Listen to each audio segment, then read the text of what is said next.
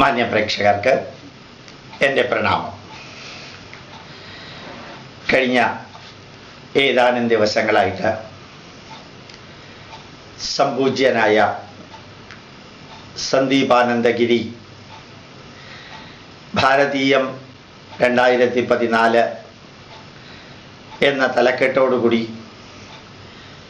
കാസർഗോഡ് മുതൽക്ക് തിരുവനന്തപുരം വരെ നമ്മുടെ രാഷ്ട്രത്തിൻ്റെ പൈതൃകത്തെക്കുറിച്ചും ചൈതന്യവത്തായ അറിവുകളെക്കുറിച്ചും പ്രഭാഷണ പരമ്പര നടത്താനുള്ള യജ്ഞം ആരംഭിച്ചിരുന്നു. വളരെ വിജയകരമായ രീതിയിൽ കാസർഗോഡ്, കണ്ണൂർ അത് നടന്നു. കോഴിക്കോട് അദ്ദേഹത്തിൻ്റെ പ്രഭാഷണത്തിൽ കുറേ സ്ത്രീകൾ ചൂല് എടുത്തുകൊണ്ട് വന്ന് അദ്ദേഹത്തിനെ ആക്രമിച്ചു എന്ന് അദ്ദേഹം പറയുന്നു. പ്രതിഷേധിച്ചു എന്ന് പറഞ്ഞു, ചിലർ പ്രതികരിച്ചു എന്ന് ചിലർ പറഞ്ഞു. അദ്ദേഹത്തിൻ്റെ പ്രഭാഷണം തടസ്സപ്പെടുത്തി എന്ന് മറ്റു ചിലർ പറഞ്ഞു. 2 ദിവസങ്ങൾക്ക് മുമ്പ് തിരൂര് തുഞ്ചൻ പറമ്പിൽ അദ്ദേഹത്തിൻ്റെ പ്രഭാഷണത്തെ ശക്തിയുക്തം ചിലർ എതിർക്കുകയും അദ്ദേഹത്തിനെ ശാരീരികമായി തന്നെ പീഡിപ്പിക്കുകയും ചെയ്തു എന്ന് മീഡിയ 1 എന്ന മുസ്ലിം ചാനൽ ഇന്നലെ രാത്രി 9 മണിക്കുള്ള സുദീർഘമായ ഒരു വാർത്തയിലൂടെ കാണിക്കുകയുണ്ടായി. യഥാർത്ഥത്തിൽ ഇതിനെക്കുറിച്ച് ആര് എന്ത് കമൻ്റ് പറയണം പറയണ്ട എന്നുള്ളത് അവനവൻ്റെ സ്വാതന്ത്ര്യമാണെങ്കിലും 1-2 കാര്യങ്ങളെങ്കിലും ലോകത്തിൻ്റെ മുമ്പിൽ സമർപ്പിക്കേണ്ടതായിട്ടുണ്ട് എന്നെനിക്ക് തോന്നുന്നു. ഭാരതീയ പൈതൃകത്തെക്കുറിച്ചും പ്രത്യേകിച്ച് ഭഗവത്ഗീതയെക്കുറിച്ചും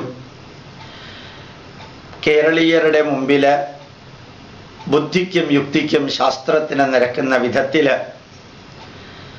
സമർപ്പിച്ച വ്യക്തിയാണ് സന്ദീപാനന്ദഗിരി. അദ്ദേഹം വളരെയധികം അഗാധമായ രീതിയിൽ നമ്മുടെ പൈതൃകത്തെ 10,000-കണക്കിന് ജനങ്ങൾ പങ്കെടുത്ത സദസ്സുകളിൽ അവതരിപ്പിച്ചിട്ടുണ്ടായിരുന്നു. വളരെ നല്ല രീതിയിൽ ഏതൊരു സന്യാസിക്കും അനുയോജ്യമായ രീതിയിലായിരുന്നു അദ്ദേഹം പ്രവർത്തിച്ചിരുന്നത്. കുറച്ചു കഴിഞ്ഞപ്പോൾ അനുയായികളുടെയും ആരാധകരുടെയും എല്ലാം സപ്പോർട്ട്, അവരുടെ എല്ലാം അനുഗ്രഹങ്ങളോ അഭിനന്ദനങ്ങളോ എല്ലാം നിരന്തരം വർദ്ധിച്ചപ്പോഴാണെന്ന് തോന്നുന്നു അദ്ദേഹം കാര്യമായി ഒരു ഇടതുപക്ഷത്തിൻ്റെ പ്രചാരകനെ പോലെ, ഒരു കമ്മ്യൂണിസ്റ്റ് ചിന്താധാരയെ പോലെ ഭാരതീയ പൈതൃകം അവതരിപ്പിക്കാൻ തുടങ്ങി. അതിലും അപാകതയൊന്നും ഉണ്ടായിരുന്നില്ല.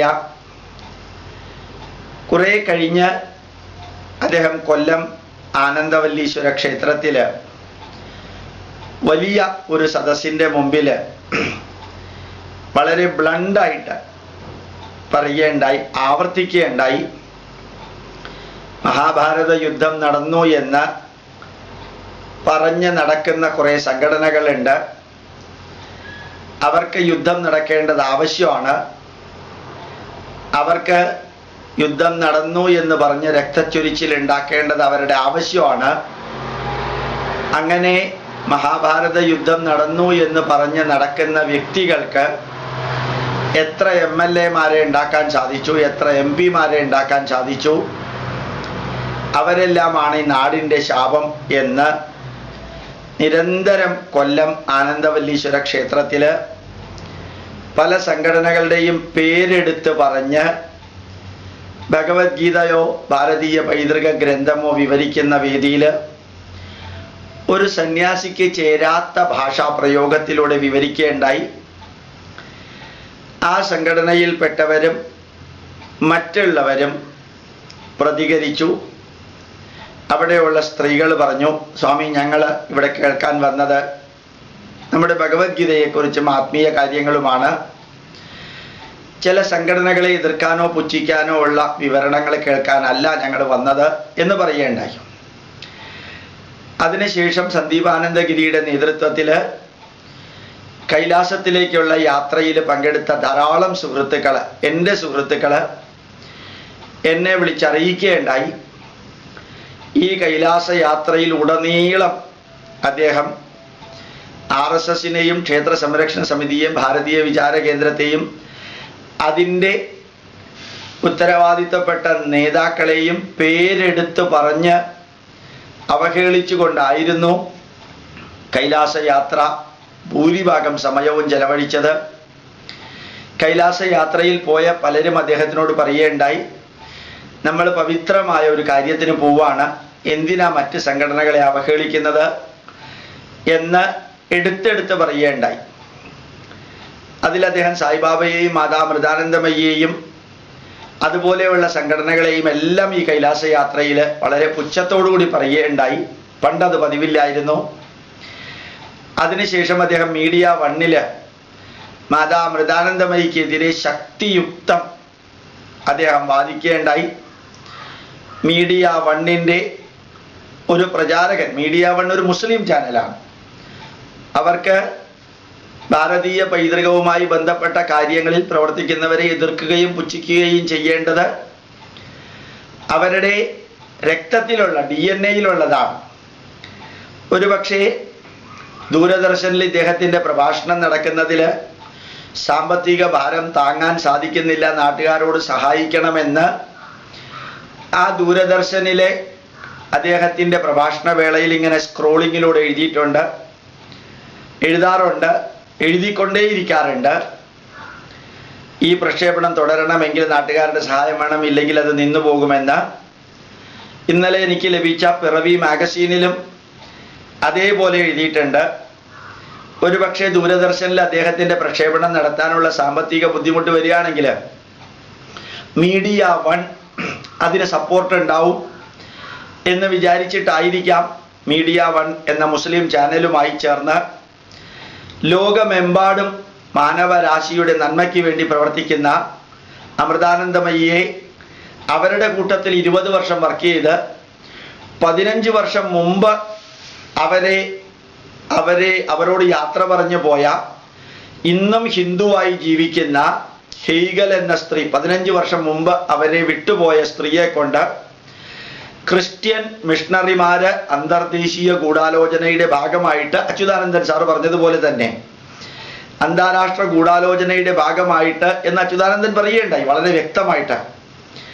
അതിൻ്റെ ഭാഗമായിട്ട് എഴുതിയ പുസ്തകം ന്യായീകരണമാണെന്ന് സന്ദീപാനന്ദഗിരി പറഞ്ഞ സമയത്ത് തന്നെ അദ്ദേഹം അറിയണമായിരുന്നു വലിയൊരു സമൂഹത്തെ അദ്ദേഹം അവഹേളിക്കുകയാണെന്ന്.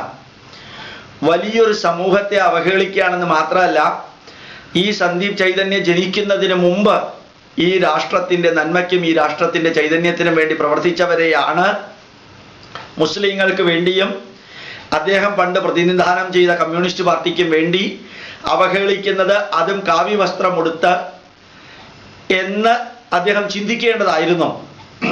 തിരൂര് അദ്ദേഹം പ്രഭാഷണം ആരംഭിച്ചപ്പോൾ കുറച്ചു പേരേ ഉണ്ടായിരുന്നുള്ളൂ. സാധാരണഗതിയിൽ സന്ദീപാനന്ദഗിരിയുടെ പ്രഭാഷണത്തിന് 100 കണക്കിന് വ്യക്തികൾ വരേണ്ട സ്ഥാനത്ത് 10-70 വ്യക്തികളാണ് വന്നത്.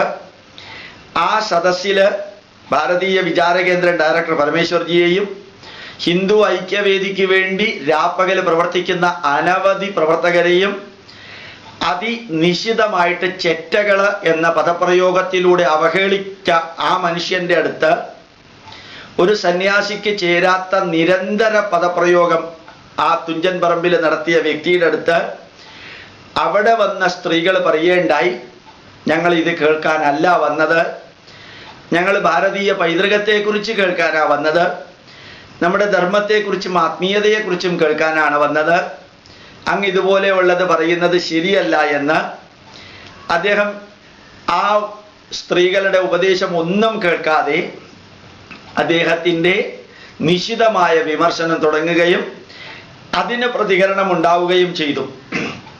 ഒരു കാര്യത്തിൽ അടിവരയിട്ട് ഞാൻ പറയാൻ ആഗ്രഹിക്കുന്നു. സന്ദീപാനന്ദഗിരി എന്ന മനുഷ്യനെ, അദ്ദേഹത്തിന് സന്യാസിയാണോ ഇല്ലയോ, അതിനുള്ള യോഗ്യത ഉണ്ടോ ഇല്ലയോ എന്നൊന്നും ഇപ്പം എനിക്ക് പറയാൻ സാധിക്കണില്ല. പണ്ട് ഞാൻ പറയുമായിരുന്നു നല്ല മനുഷ്യനാണ്, നല്ല യോഗ്യത ഉണ്ടെന്ന്. ആ മനുഷ്യനെ കൈകാര്യം ചെയ്ത രീതി, ശാരീരികമായി പീഡിപ്പിച്ച രീതി 100% തെറ്റാണ്. കാരണം ആശയപരമായി അദ്ദേഹം പറഞ്ഞ കാര്യങ്ങൾ ആശയപരമായി തന്നെ എതിർക്കാൻ ഏത് സംഘടനയിലുള്ളവർക്കും അല്പസമയം മതി. കാരണം ഇന്ന് സന്ദീപാനന്ദഗിരി എന്ന മനുഷ്യൻ കേരളീയരുടെ മനസ്സിൽ നിന്ന് അപ്രത്യക്ഷമായിക്കൊണ്ടിരിക്കുന്ന വ്യക്തി കൈരളി ചാനലിലൂടെ അമ്മയ്ക്കെതിരെയും ഹിന്ദു സംഘടനകൾക്കെതിരെയും പറഞ്ഞപ്പോഴും അതൊക്കെ ഒരു സന്യാസിക്ക് ചേർന്ന ഭാഷയായിരുന്നില്ല. കുവൈറ്റിൽ അദ്ദേഹം ചെന്ന് പറയുകയും അദ്ദേഹത്തിൻ്റെ ഡ്രസ്സും അദ്ദേഹം കഴിച്ച ഭക്ഷണവും അദ്ദേഹത്തിൻ്റെ പെരുമാറ്റവും എല്ലാം കണ്ടവര് നമ്മുടെ പ്രവർത്തകരായിരുന്നു. ഇന്ത്യൻ ഇൻസ്റ്റിറ്റ്യൂട്ട് ഓഫ് സയന്റിഫിക് ഹെറിറ്റേജിന്റെ പ്രവർത്തകരായിരുന്നു അദ്ദേഹത്തിനെ കുവൈറ്റിലേക്ക് കൊണ്ടുപോയിട്ട് പ്രഭാഷണം സംഘടിപ്പിച്ചത്. അവരെല്ലാം വേദനയോടുകൂടി പറയുകയുണ്ടായി, ഒരു സന്യാസിക്ക് ഈ ലെവലിലേക്ക് മാറാൻ സാധിക്കുമെന്ന് അറിഞ്ഞത് ഇപ്പം മാത്രമാണ് എന്ന്. പക്ഷെ എന്നിരുന്നാലും അദ്ദേഹത്തിനെ കൈകാര്യം ചെയ്ത രീതി 100% തെറ്റാണ് എന്ന് ആവർത്തിക്കുമ്പോഴും അദ്ദേഹം ഓർക്കേണ്ടതായിരുന്നു, അദ്ദേഹം ആർക്ക് വേണ്ടിയാണോ ഇതെല്ലാം ചെയ്യുന്നത്. കുറേ CEN പോലെയുള്ള മാർക്സിസ്റ്റ് പാർട്ടിക്കാരോ പിണറായി വിജയനോ അല്ലെങ്കിൽ CITU-കാരോ NDF-കാരോ PDP-കാരോ അല്ല അദ്ദേഹത്തിൻ്റെ പ്രഭാഷണം കേൾക്കാൻ വരുന്നത്. ഭാരതീയ പൈതൃകത്തോടും നമ്മുടെ ധർമ്മത്തോടും സനാതന മൂല്യങ്ങളോടും ആദരവും ബഹുമാനവും ഉള്ളവര്, അദ്ദേഹം ബുദ്ധിക്കും യുക്തിക്കും ശാസ്ത്രത്തിനും നിരക്കുന്ന വിധത്തിൽ നമ്മുടെ പൈതൃകത്തെക്കുറിച്ച് പറയുന്നത് കേൾക്കാനാണ് വരുന്നത്. അങ്ങനെ വരുന്നവരുടെ അടുത്ത് അതുപോലെയുള്ള ആത്മീയ കർമ്മം ചെയ്യുന്ന സംഘടനകളെയും അതിൻ്റെ നേതാക്കന്മാരെയും കരിവാരി തേക്കുമ്പോൾ പ്രതികരണമുണ്ടാകുമെന്ന് ഓർമ്മിക്കേണ്ടതായിരുന്നു. മീഡിയ 1 അദ്ദേഹത്തിനെ ഉയർത്തി പൊക്കിക്കൊണ്ടുവരുമ്പോൾ തന്നെ അദ്ദേഹം തല്ലുകൊണ്ട സീനും ആശുപത്രിയിൽ കിടക്കുന്ന സീനും അദ്ദേഹത്തിൻ്റെ ശരീരത്തിൽ മുറിവുണ്ടായ സീനും വികൃതമായ രീതിയിൽ കട്ടിലിൽ കിടന്ന് അദ്ദേഹം കരയുന്ന സീനുമെല്ലാം കാണിക്കുമ്പോൾ അദ്ദേഹത്തിനെ പോലെ സന്യാസി എന്ന പദവി നേരത്തെ അലങ്കരിച്ചിരുന്ന അദ്ദേഹത്തിനെ പോലെയുള്ളവർക്ക് അത് അവഹേളനമാണ്. ഇത് ഹിന്ദു ധർമ്മത്തിനുള്ള അവഹേളനം അല്ല. കാരണം ഒരു വ്യക്തി, ഒരു മലയാളി കള്ളത്തരം ചെയ്താൽ എല്ലാ മലയാളികൾക്കും അതിൻ്റെ ഉത്തരവാദിത്വം ഇല്ല, ആ വ്യക്തിക്ക് മാത്രമേ ഉള്ളൂ. സന്യാസി സമൂഹത്തിൽ ഒരു സന്യാസി ഒരിക്കൽ അബദ്ധത്തിൽ വല്ലതും പറഞ്ഞു എങ്കിൽ സമൂഹം ക്ഷമിക്കും. 2, 3, 4 പ്രാവശ്യം അബദ്ധത്തിൽ വല്ലതും പറഞ്ഞു എങ്കിലും ഹിന്ദു സമൂഹം അത് ക്ഷമിക്കും. കാരണം ക്ഷമിക്കാൻ നല്ലവണ്ണം അറിവുള്ള സംഘടനയുടെ ആകത്തുകയാണ് ഹിന്ദുധർമ്മം. പക്ഷെ നിരന്തരം മീഡിയ 1 ചാനൽ പോലെയും കൈരളി ചാനൽ പോലെയും പിണറായി വിജയനെ പോലെയും അല്ലെങ്കിൽ കുറേ യുക്തിവാദികളെ പോലെയും കാവ്യവസ്ത്രമുടുത്ത് ഭാരതീയ പൈതൃകം പഠിപ്പിക്കുന്ന വ്യക്തി അമൃതാനന്ദമയിക്കെതിരെ പറഞ്ഞപ്പോഴാണ് മുസ്ലിങ്ങൾ സപ്പോർട്ട് ചെയ്യാൻ തുടങ്ങിയത്. ഹിന്ദു ധർമ്മത്തിനെതിരെ പറഞ്ഞപ്പോഴാണ് പിണറായി വിജയൻ സപ്പോർട്ട് ചെയ്യാൻ തുടങ്ങിയത്. ഇന്നലെ പിണറായി വിജയൻ സാറ് ഈ സന്ദീപാനന്ദഗിരിയെ ന്യായീകരിച്ചുകൊണ്ട് കുറേ പറഞ്ഞ വരികൾ ശരിക്ക് അത്ഭുതം തോന്നും. ഒരു കാലിലും മന്തുള്ള, 2 കാലിലും മന്തുള്ള ആള് ഒരു കാലിലും മന്തുള്ളവനെ മന്താന്ന് വിളിക്കുന്ന മാതിരിയാണ് പിണറായി വിജയൻ സാറിൻ്റെ കഴിഞ്ഞ 30 വർഷത്തെ അതേ പല്ലവി അദ്ദേഹം ആവർത്തിച്ചത്. അമൃതാനന്ദമയിക്കെതിരെ ബ്രിട്ടാസും കൈരളി ചാനലും മറ്റു പലരും, ഇടതുപക്ഷത്തിലുള്ള മാർക്സിസ്റ്റ് പാർട്ടിയിലുള്ള പലരും, അച്യുതാനന്ദൻ ഒഴികെ പറഞ്ഞതിൻ്റെ ഒരു പരിണത ഫലവും കൂടിയാണ് 2 മാസം മുമ്പ് കേരളത്തിൽ നിന്ന് 14 MP സീറ്റ് ഈ ഇലക്ഷന് ഇടതുപക്ഷത്തിന് കിട്ടുമെന്ന് പറഞ്ഞത് ഇന്നലെ CNN IBN റിപ്പോർട്ട് പ്രകാരം 4 മുതൽ 6 വരെ സീറ്റേ കിട്ടുള്ളൂ എന്ന് അവരുടെ തെരഞ്ഞെടുപ്പ് ഇവാലുവേഷന്റെ റിസൾട്ട് വന്നപ്പോൾ അവനവൻ ചെയ്തു കൂട്ടുന്ന കർമ്മത്തിന്റെ പരിണത ഫലമാണ് ഇലക്ഷനിൽ 2 മാസം മുമ്പ് 20-ൽ 14 സീറ്റ് കിട്ടാൻ യോഗ്യത ഉണ്ടായിരുന്ന ഒരു പാർട്ടി 2 മാസം കഴിഞ്ഞപ്പോൾ 4-ഓ 6-ഓ സീറ്റ് ആയി ചുരുങ്ങുമെന്ന് അന്തർദേശീയ നിലവാരമുള്ള ഇലക്ഷൻ പ്രഡിക്ഷൻ നടത്താൻ കഴിവുള്ളവർ പറഞ്ഞത് എന്ന് തിരിച്ചറിയാനുള്ള വിവേകം പിണറായി വിജയൻ ഇല്ലാതെ പോയി. കാരണം ഇത്രയും കാലം കാവിയുടുത്ത ഭാരതീയ പൈതൃകം പഠിപ്പിച്ചുകൊണ്ടിരുന്ന സന്ദീപ് ആനന്ദഗിരി സവർണ മേധാവിയായിരുന്നു, സവർണ മൂരാച്ചിയായിരുന്നു, ഫാസിസ്റ്റ് ആയിരുന്നു, അല്ലെങ്കിൽ അദ്ദേഹം ഹിന്ദു വർഗീയവാദിയായിരുന്നു. എപ്പോഴാണോ സന്ദീപ് ആനന്ദഗിരി അമൃതാനന്ദമയിക്കെതിരെ പറഞ്ഞത്, അപ്പം അദ്ദേഹം മാർക്സിസ്റ്റ് പാർട്ടിയുടെ കൂട്ടുകാരനായി, യുക്തിവാദിയുടെ കൂട്ടുകാരനായി, മീഡിയ വണ്ണിന്റെ കൂട്ടുകാരനായി. ചിന്തിച്ചു നോക്കുക, ഒരു അമ്മയ്ക്കെതിരെ പറഞ്ഞത് ഒറ്റ കാരണത്തിലാണ് അദ്ദേഹം ഇപ്പുറത്തേക്ക് വന്നത്. സന്ദീപ് ആനന്ദഗിരി വിചാരിച്ചു കാണും, ഒരു വലിയ രാഷ്ട്രീയ പ്രസ്ഥാനത്തിന്റെ സപ്പോർട്ട് എനിക്കുണ്ട്, ഒരു വലിയ മീഡിയ വൺ എന്ന മുസ്ലിം ചാനലിന്റെ സപ്പോർട്ട് എനിക്കുണ്ട്, അതുകൊണ്ട് എനിക്ക് ബാക്കി ഹൈന്ദവ ജനതയെ ഏത് രീതിയിൽ വേണമെങ്കിലും വെല്ലുവിളിക്കാമെന്ന ധാരണ ജനങ്ങളിൽ ഉണ്ടാക്കാൻ അദ്ദേഹത്തിൻ്റെ അനവധി വരികളിലൂടെ അദ്ദേഹം ശ്രമിക്കുകയുണ്ടായി. അദ്ദേഹം കോഴിക്കോട് പറയുകയുണ്ടായി, ഞാൻ ഇന്ന സ്ഥലത്ത് പ്രഭാഷണം നടത്തുന്നുണ്ട്, ഈ ചെറ്റകൾക്ക് വേണമെങ്കിൽ എന്നെ തല്ലാൻ വരാം, ഞാൻ അപ്പം കാണിച്ചു കൊടുക്കാമെന്ന് പറയുകയുണ്ടായി. ഒരു സന്യാസിക്ക് ചേർന്ന വരികളാണോ ഇത്? ഓരോരുത്തർക്ക് ഓരോ രീതിയിൽ പദപ്രയോഗമില്ലേ. ഒരു കോളേജ് പ്രൊഫസർ എങ്ങനെ സംസാരിക്കണമെന്നും, ഒരു കോർപ്പറേഷനിലെ ക്ലർക്ക് അല്ലെങ്കിൽ ഒരു കോർപ്പറേഷനിലെ പ്യൂണ്, ഒരു IAS ഉദ്യോഗസ്ഥൻ, രാഷ്ട്രീയക്കാരെ വിടുക, ഓരോ വ്യക്തിയും അദ്ദേഹത്തിൻ്റെ അക്കാഡമിക് ബാക്ക്ഗ്രൗണ്ടും ഇൻ്റലക്ച്വൽ കപ്പാസിറ്റിയും വിസ്ഡവും നോളജും എല്ലാം അനുസരിച്ചാണ് സംസാരിക്കേണ്ടത്. കാവി വസ്ത്രം ഉടുത്തു എന്ന കാരണത്താൽ പണ്ട് അനേകായിരം സ്ത്രീകൾ ആരാധകരായിട്ടുണ്ടായിരുന്നു എന്ന കാരണത്താൽ പണ്ട് എറണാകുളം TDM ഹാളിൽ ഭഗവത്ഗീത 108 ദിവസം അദ്ദേഹം പ്രഭാഷണം നടത്തിയപ്പോൾ മുകളിലത്തെ എയർ കണ്ടീഷൻ മുറിയിലും ചുവട്ടിലത്തെ എയർ കണ്ടീഷൻ മുറിയിലും ഫുള്ളായിട്ട് ഉണ്ടായിരുന്നു. 7 ലക്ഷം രൂപ ദക്ഷിണ കിട്ടിയത് അദ്ദേഹത്തിന് ആത്മാഭിമാനം വർദ്ധിപ്പിക്കാൻ പാകത്തിന് പ്രയോജനപ്പെട്ടിരുന്നു. അത്രയുമായപ്പോഴാണ് ചിന്മയ മിഷനിൽ നിന്ന് അദ്ദേഹത്തിനെ പുറത്താക്കിയത്. ചിന്മയ മിഷനിൽ നിന്ന് അദ്ദേഹത്തിനെ പുറത്താക്കിയ കത്ത് TDM ഹാളിലെ കൃഷ്ണൻകുട്ടി എന്നെ കാണിക്കുകയുണ്ടായി. അതൊന്നും തെറ്റല്ല. അദ്ദേഹം പുറത്തു പോയതുകൊണ്ട് ഒരു വലിയ യജ്ഞം സ്വന്തം ആഗ്രഹപ്രകാരം ചെയ്യാൻ സാധിച്ചു, സ്വതന്ത്രമായിട്ട് ചെയ്യാൻ സാധിച്ചു.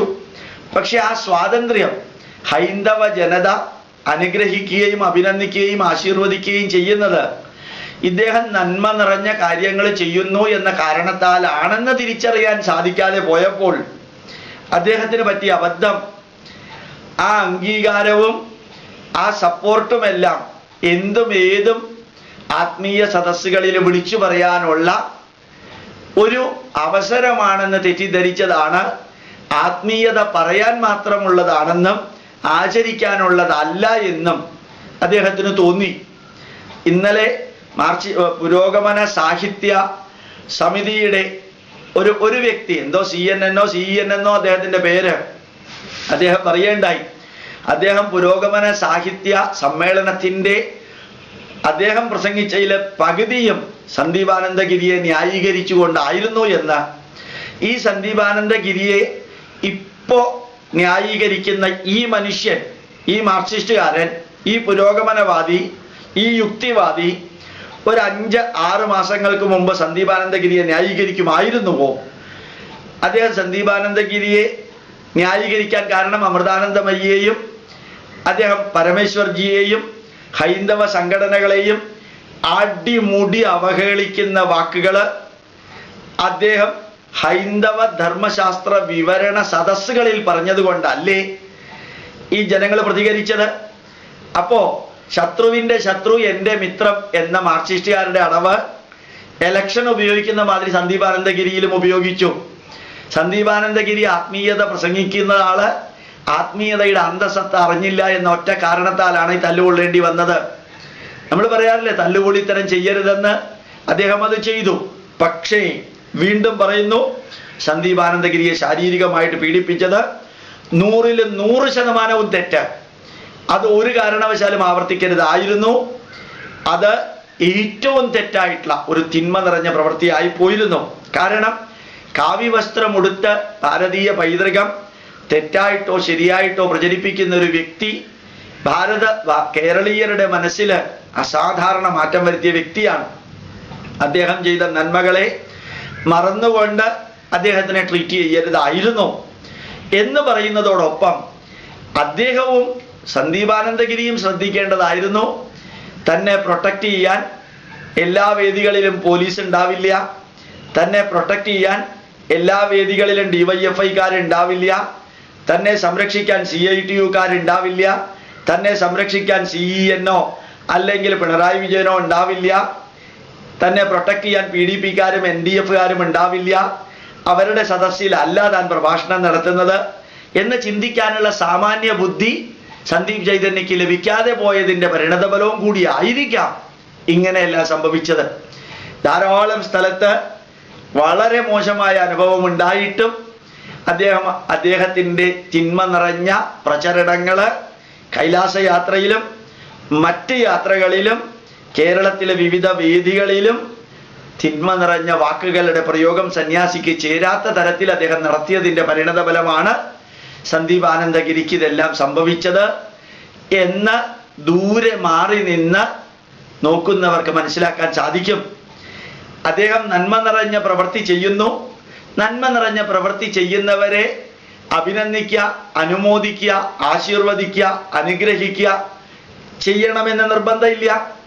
നന്മ നിറഞ്ഞ മറ്റു പ്രവൃത്തി ചെയ്യുന്നവരെ അനുമോദിക്കണമെന്ന് നിർബന്ധമില്ല, ആശീർവദിക്കണമെന്ന് നിർബന്ധമില്ല, അനുഗ്രഹിക്കണമെന്ന് നിർബന്ധമില്ല.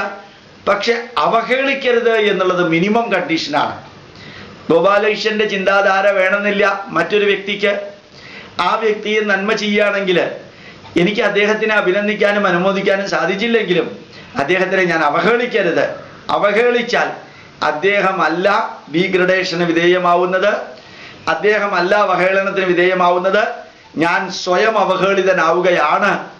നന്മ നിറഞ്ഞ അനവധി സംഘടനകൾ, ഞാൻ വീണ്ടും പറയുന്നു, സന്ദീപാനന്ദഗിരി ഭൂമിയിലേക്ക് വരുന്നതിന് മുൻപുണ്ടായ സംഘടനകൾ, അവരെല്ലാം ഉള്ളത് കൊണ്ട് തന്നെയാണ് ഇന്ന് ഹിന്ദു ധർമ്മം ഉള്ളത്. ക്രൈസ്തവ മതപരിവർത്തനവും ഇസ്ലാമീകരണവും എല്ലാം നടക്കുമ്പോഴും ഇന്ന് ഹിന്ദു ധർമ്മം ഉള്ളത്.